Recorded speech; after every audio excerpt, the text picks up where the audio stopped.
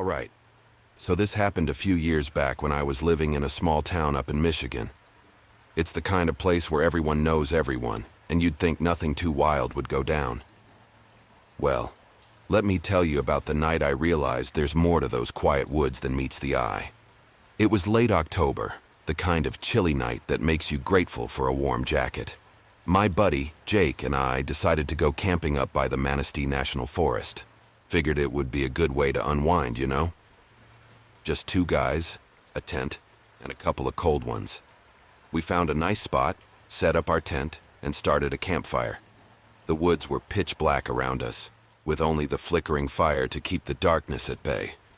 Everything was cool until we started hearing these weird whispers. At first I thought it was just the wind playing tricks, but these whispers had this freaky quality to them. Like voices you can't quite make out, but you know they're there. Jake and I looked at each other and we were both trying to pass it off as our imaginations running wild. But then, the whispers got louder, and we started catching bits and pieces of words. It was like someone was talking just out of earshot, and every now and then, we'd hear our names. Creepy, right?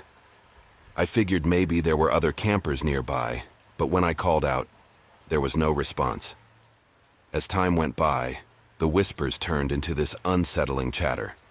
Jake and I tried to brush it off, blaming it on the wind, or maybe some animals goofing around. But deep down, we both knew something wasn't right.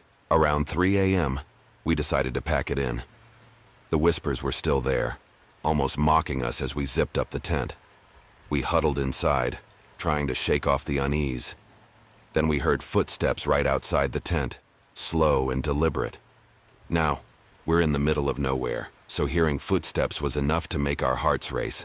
We thought maybe it was a deer, but the footsteps had a rhythm, like someone passing back and forth. I mustered up the courage to unzip the tent and shine my flashlight around.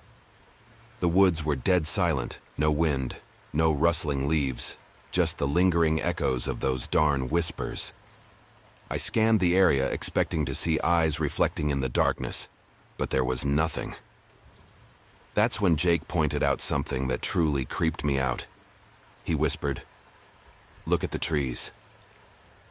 I followed his gaze, and in the dim light, I could see the trees swaying, but not like they were caught in a breeze. It was more like they were moving to the rhythm of those footsteps we heard. At this point, we were freaked out, no doubt about it. We decided to hunker down in the tent and wait for morning. But the whispers persisted, growing louder and more frantic. It was like the woods themselves were alive with some unseen energy. When dawn finally broke, we wasted no time packing up. As we were leaving, we heard a distant scream, a blood-curdling sound that froze us in our tracks. It didn't sound human, more like something out of a nightmare. We booked it out of there, hightailing it back to town. The whole way, we felt like we were being watched, and those whispers, they trailed us through the trees, like a twisted farewell from the woods. Once we got back in town, we decided to report what we'd heard to the local police. Now, small-town cops are used to dealing with the usual stuff, speeding tickets, maybe a lost dog. But when we started telling them about the whispers, the footsteps, and that unearthly scream, you could see the skepticism in their eyes. They promised to check it out, but I could tell they thought we were just a couple of city boys who got spooked by some wildlife. Still, they went up to the campsite, and when they came back, their faces told a different story. One of the officers pulled me aside and said, "We didn't find anything unusual, but we heard those whispers too. Couldn't make out what they were saying, but it gave us the creeps. Best stay away from those woods." And that's it. We never got a solid explanation, and to this day, I can't shake off the feeling that there's something off about those Michigan woods. Maybe it's just the wind playing tricks, or maybe there's something out there that doesn't want to be seen. All I know is, I won't be camping in those woods anytime soon. Not after the night the whispers wouldn't let us go. I was a lighthouse keeper at Lake Michigan, which was stationed on this remote stretch of coastline where the nearest town felt like a world away. The gig was quiet, peaceful even, until one evening when the tranquility of the lighthouse turned into something that shook me to the core. It was late fall and the beginning of the chilly season. The waves crashed against the rocks below, and the wind howled through the tower. Now, I've spent enough nights in that lighthouse to know its creaks and groans, but this night was different. I was going about my usual routine, checking the equipment and making sure the light was doing its job. The sea below was rough, the waves roaring against the shore, but the lighthouse stood tall, a beacon in the storm. Unbeknownst to me, the storm was just beginning. As I was settling in for the night, I caught a glimpse of something out of the corner of my eye. It was a flicker of movement on the catwalk outside the lantern room. I figured it was just a seagull or maybe a shadow playing tricks in the moonlight. No big deal, right? But then, I heard footsteps echoing through the tower. Now, I'm the only one on duty, and there's no reason that anyone should be up there with me. I admit I got a little scared and my heart started racing as I grabbed the flashlight and headed up the narrow stairs to the lantern room. The wind seemed to howl louder as I stepped onto the catwalk. The light from the tower cast odd shadows on the railing, and that's when I saw her, a woman standing at the edge of the catwalk, her silhouette barely visible against the darkness. I called out, asking who she was and how she got up there, but she didn't respond. Instead, she turned towards the sea, and I could see her hair whipping in the wind. It was like time stood still as I watched her, the waves crashing below, the lighthouse beam cutting through the night. I cautiously approached, my footsteps drowned out by the wind. "Hey, miss, you can't be up here, it's not safe," I shouted, my voice barely audible over the storm. But she just stood there, still, like she was part of the night itself. As I got closer, I could see her face, or the lack of it. It was like staring into a void, an empty space where a face should be. The wind carried whispers, unintelligible words that made my skin crawl. I reached out to touch her shoulder, but my hand passed through her as if she wasn't really there. Panic set in as I stumbled back, the realization sinking in that I was alone on that catwalk with something that defied explanation. I fumbled for my radio trying to call for help, but the static drowned out my voice. That's when the lighthouse beam flickered, casting long, distorted shadows that danced around us. I felt a chill in the air, not from the wind, but from something else, something otherworldly. The woman turned her faceless gaze towards me, and in that moment, I felt a deep, unsettling sorrow. It was like she was trying to convey a message, but the words were lost in the howling wind. I mustered up the courage to back away, retreating down the stairs and locking the lantern room behind me. The footsteps faded, and the wind outside quieted. I sat there in the dim light, trying to make sense of what just happened. A few hours later, when morning came, I hesitated to unlock the lantern room, half expecting to find the mysterious woman still there. But the catwalk was empty, and the storm had passed. It was just me in the lighthouse, standing on the edge of the coastline. I never spoke much about that night, afraid people would think I'd lost my marbles. But every time I climbed those stairs, I couldn't shake the memory of the faceless woman on the catwalk, and I often wondered who she was. Some say the sea has a way of holding on to its secrets, and that night, it whispered a tale that still haunts the quiet shores of that Michigan lighthouse. Whether it was a ghost or something beyond our understanding, I can't say. But I know one thing. The next time I hear footsteps coming from the catwalk, I will not be venturing up there to see who or what is there. One time, my buddies and I went trailing up in Michigan and stumbled onto something we never saw coming. We definitely weren't ready for what was lurking in the woods when the sun went down. So there were 5 of us, me, Sam, Jake, Lisa, and Ben.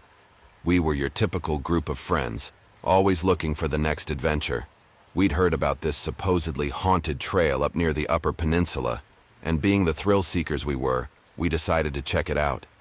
It was early October, the leaves just starting to turn shades of orange and red. We parked the car near the trailhead, excitement and nervous energy buzzing through the air. Now, I'm not one to believe in all that supernatural mumbo-jumbo, but this trail had a reputation, and we were eager to see if it lived up to the hype.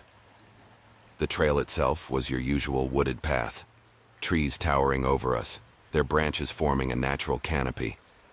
We joked and laughed, the atmosphere light as we ventured deeper into the woods. It wasn't long before the sun dipped below the horizon, and that's when things took a turn. The first sign that something was off was the silence. One minute we're cracking jokes, and the next it's like the whole forest is holding its breath. The crunch of leaves beneath our feet became uncomfortably loud, each step echoing in the stillness. We pushed on, thinking maybe it was just our imagination playing tricks on us. But then we noticed the temperature drop. It wasn't a gradual chill that comes with the evening. It was like walking into a cold front, and the air became dense with an unspoken tension. Lisa was the first to voice what we were all thinking. "Does anyone else feel that?" she asked, her voice barely above a whisper. We all nodded, looking at each other. The laughter from earlier had faded, replaced by a collective unease that hung in the air like a fog. As we continued down the trail, shadows danced between the trees, playing tricks on our eyes. Every rustle in the bushes, every snap of a twig, gave each of us goose pimples. I remember looking at Sam, and there was this look in his eyes, a mixture of fear and confusion. Then we heard a soft, distant humming sound. It was melodic, almost hypnotic, but there was something unsettling about it. We all looked at each of us, trying to pinpoint the source of the sound. The trail led us deeper into the woods, the humming growing louder with each step. It felt like the trees themselves were resonating with the strange melody. I remember Ben saying, "This is giving me the creeps, guys. Maybe we should turn back." But curiosity got the better of us, and we pressed on, the trail now bathed in an otherworldly glow. The humming intensified, and it was as if the very air around us vibrated with an unseen energy. I could feel the hair on the back of my neck standing on end. As we rounded a bend in the trail, we stumbled upon a clearing, and that's when things took a truly bizarre turn. In the center of the clearing, there was this old, weathered piano, its keys worn from years of neglect. We stared at it, dumbfounded, trying to make sense of how a piano ended up in the middle of nowhere. The humming now had a source, a figure seated at the piano, their back to us. It was a slow, haunting melody that seemed to seep into our very bones. We hesitated, unsure of whether to approach or retreat. Jake, being the brave soul he was, took a step forward, calling out a tentative, "Hello?" The figure at the piano went still, the humming cutting off abruptly. For a moment, the world seemed to freeze, and the air hung heavy with anticipation. Then, the figure turned slowly, and that's when the fear kicked in. It wasn't a person. It was this faceless silhouette, shrouded in darkness. We couldn't make out any features, but we could feel its gaze on us, a penetrating stare that sent a chill down our spines. Without a word, we bolted, adrenaline pumping as we raced back down the trail. The humming resumed and was fainter, but it lingered in our ears, a chilling reminder of the creepy encounter. We didn't stop until we reached the car, hearts pounding, breaths ragged. As we drove away, the forest disappeared in the rearview mirror, but the memory of that haunting melody lingered. We didn't talk much on the way home, each lost in our thoughts, trying to make sense of the surreal experience. To this day, none of us have been able to explain what we stumbled upon in those Michigan woods. Was it some kind of elaborate prank? Or did we inadvertently wander into a realm beyond our understanding? All I know is that the humming stayed with us, and we vowed never to return to those woods again. It was a sunny weekend, and the family and I decided to take a little trip to one of the islands up in Michigan. You know, horses, fudge, all that touristy stuff. We'd been there before, so we definitely weren't expecting anything out of the ordinary. We hopped on the ferry, the kids buzzing with excitement, and made our way to the island. The weather was perfect. Clear skies, a gentle breeze, the whole deal. We rented bikes and explored the scenic trails, stopped by Arch Rock, did all the usual stuff. Now, our plan was to stay at this quaint bed and breakfast, nestled away from the hustle and bustle. The place had that old-timey charm, creaky floors and all. The innkeeper, I'll just call her Mrs. Henderson for privacy reasons, greeted us with a warm smile, showed us to our rooms, and everything seemed peachy. The weirdness kicked in that evening. We were all gathered in the common area sipping on hot cocoa when we heard it, faint mumbling sounds through the halls. At first, we brushed it off, figuring it was just the sound of an old building settling. As more time passed, the mumbling got louder and more distinct. I remember looking at the missus like, "You hearing this too, right?" The kids were already spooked, and to be honest, so were we. Curiosity got the better of me, so I decided to investigate. I wandered down the creaky hallway, following the mumbling to a room at the end. The door was slightly ajar, and the mumbling was now full-on conversations, like multiple people talking all at once. I pushed the door open, expecting to find a bunch of rowdy guests, but the room was empty. I mean, totally empty. There was just an old rocking chair swaying on its own, and the curtains dancing with the breeze. But the mumbling persisted, though. The next day, we decided to shake off the spookiness and enjoy the island. But everywhere we went, it felt like we were being watched. The creepy mumbling sound followed us, faint at first, then growing louder whenever we stopped. We explored the shops, even indulged in some famous fudge, but the weird vibes didn't let up. It was like the island itself was trying to tell us something, but the message was lost in those haunting mumbles. That evening, back at the bed and breakfast, things took an even stranger turn. We were settling down for the night when the kids started talking about an imaginary friend they'd made. A little girl they claimed they met in the hallway. Now, my kids are creative, but this felt different. They described her as wearing an old-fashioned dress, her hair tied up in ribbons. I exchanged another look with the missus, and we couldn't shake the feeling that the little girl wasn't as imaginary as they thought. As we tucked the kids in, we heard the mumbling again, this time more urgent, like a chorus of voices trying to convey a message. We followed the sound, and it led us to the attic. The door was locked, but the innkeeper, Mrs. Henderson, had the key. She looked at us with a mix of sympathy and concern. "Some guests claim to hear mumbling up there, but it's just an old building, dear," she said. But her eyes told a different story, like she knew more than she let on. We entered the attic, and the mumbling reached a peak. It was overwhelming, like a tidal wave of voices pleading for something. In the dim light, we saw an old chest, covered in dust and tucked away in a corner. With trembling hands, I opened the chest, and that's when the mumbling stopped. The room fell silent, and we stared at what lay inside. A collection of old photographs, letters, and a worn-out diary.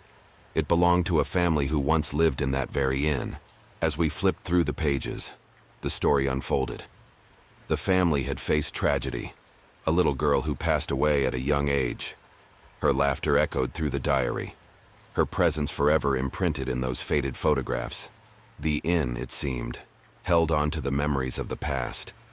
The mumbling were the voices of those long gone, reaching out to be remembered.